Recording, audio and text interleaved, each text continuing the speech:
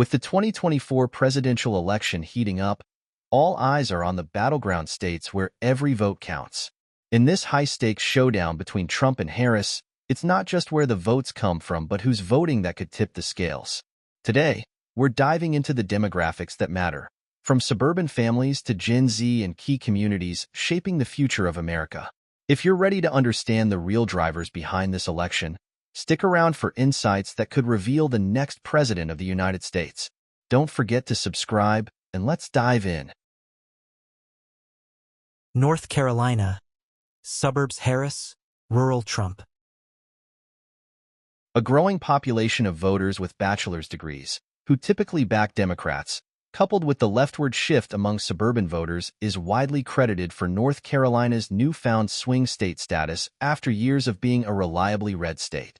The state also has a significant share of black voters who are more Democratic-leaning than the rest of the county, though Harris is still polling below President Joe Biden's 2020 thresholds with the demographic. Those losses are somewhat offset by growing support for Harris among suburban supporters, about 51% of whom support her, on par with the national average, compared to 39% who backed Biden. Pennsylvania. Philly suburbs may decide election. The share of non-college educated white voters, a key Trump demographic, has declined in every swing state since 2008, according to an analysis, but they still make up more than 50% of the eligible voting population in each of the three blue wall states, Pennsylvania, Wisconsin, and Michigan. At the same time, fewer are expected to vote this year, 38% of overall voters, compared to 51% in 2008. The share of college-educated white voters, who have become increasingly Democratic on a national level, has increased by 8 points in Pennsylvania since 2008, and they're expected to make up 32% of voters nationally this year, compared to 28% in 2008. In Philadelphia's four suburban collar counties, where the population exceeds that of Philadelphia and Pittsburgh combined, Biden made up a loss of Democratic voters in Philadelphia in 2020 compared to Hillary Clinton's margins, though both still won, by exceeding her vote total by more than 105,000 votes. A trend that, if Harris maintains, could help her win Pennsylvania in the election as a whole. The Harris campaign is also targeting the significant share of Pennsylvania Republicans who voted for Nikki Haley in the primary, noting the campaign believes that if anywhere from 5 to 10% of those voters back her, it could tip the state in her favor. Georgia. More black voters, less Harris support. The state has the largest share of black voters of any swing state, a key demographic for Harris that has grown from 29% of the Georgia voting population in 2008 to 33% in 2024. Harris is down 8 points among black voters in Georgia compared to Biden in 2020, while Trump has gained 5 points. At the same time, Trump has lost about 4 points since 2020 among white voters in Georgia. Georgia's shift from red to purple over the past decade is widely attributed to diversification in the Atlanta metro area, which makes up 60% of the vote in Georgia and where the population grew by 15% between 2010 and 2020, though the white population shrank by 2%, according to census data. College-educated voters in the Atlanta suburbs also helped Biden win here in 2020, according to a New York Times analysis. Michigan. Union votes at risk. Arab boycott possible. Like the other 6 swing states, Michigan has more college-educated voters now than in 2008 who are becoming increasingly Democratic, and 13% of the electorate is black, typically a strong point for Democrats, but this year is less clear. The candidates are also battling for support from union workers in Michigan, where approximately 21% of households have at least one union member. Trump has sought to appeal to rank-and-file union members by criticizing the Biden administration's policies to promote electric vehicles, but Harris won the endorsement of the United Auto Workers Union and leads Trump by 20 points among UAW workers in Michigan, according to an October poll by the union. The non-committed movement in protest of U.S. support for Israel in its war with Gaza is more of a threat to Harris in Michigan than perhaps any other state, as 4% of Michigan residents identify as Arab Americans. The group voted for Biden by 24 points nationally in 2020, but a poll by the Arab American Institute found Trump leads Harris by 1 point nationally. Wisconsin.